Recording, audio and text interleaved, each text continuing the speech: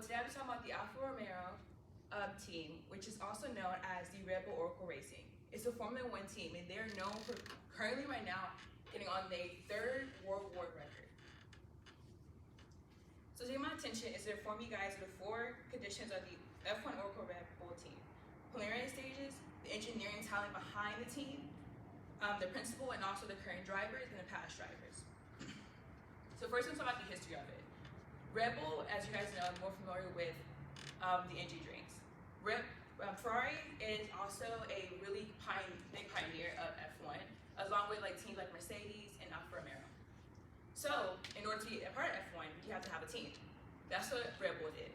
They bought out the team Jaguar Racing in 2004, and then they knew they needed an engine unit. They're not a car company, so they needed about the other components to actually make the car itself. That's where Renault comes in. Renault made the power units, however, they weren't really delivering on their part. It took a long time to get certain deliveries in on time. Their engine was not up to par to the promises they made to the team. So in response, they kind of terminated contract with that. But you still need an engine to actually make the car. So that's where Honda comes in. In 2019, that's where their partnership with Honda starts, and to this day, they're still going. They are currently, every single time, basically, whenever they are on the track, they have an 87% chance of being on the podium, constantly getting a 1-2, which means the first driver and second driver, which is really impressive considering how for the podium you only need 3 people. So they're basically clearing out all the other teams. To put in perspective, that's a total of 20 drivers. They're all extremely talented and racing for years, and this team is able to have 2 spots on that podium.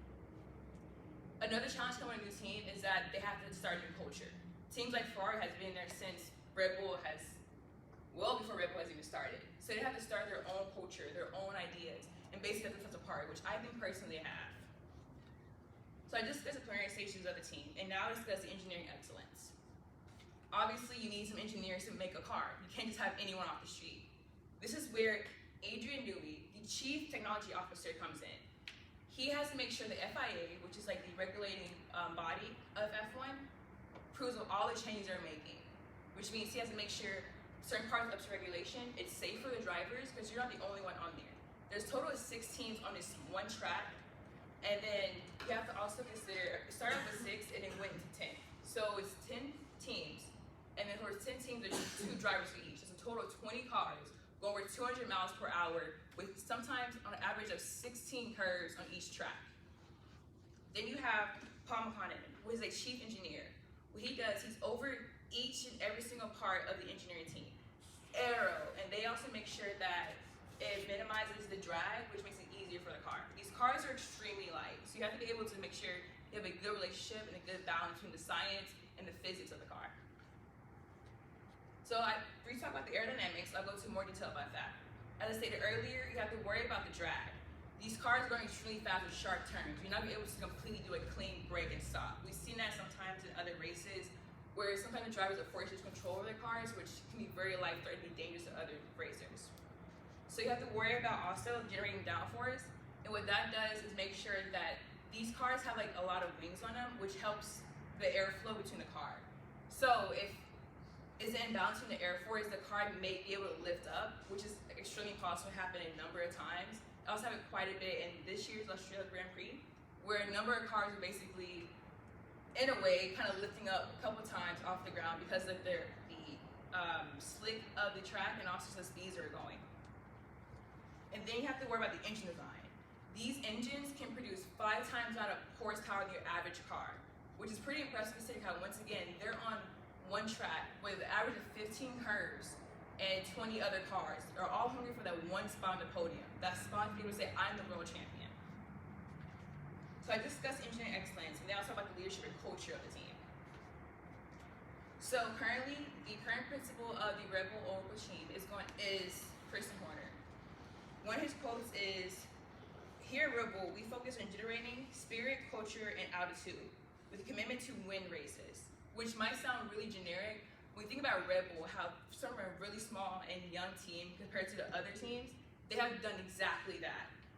I'm not a big Red Bull fan myself, but I can put my differences aside for them and acknowledge that they are a really good team that always makes sure they deliver on their promises. Whenever I watch F1, I kind of focus on who's going to be the first one, because usually it's their current driver, Max Verstappen. He's a really aggressive driver, really confident, And as much as I'm not a big fan of him, he's really competent when it comes to what he's doing.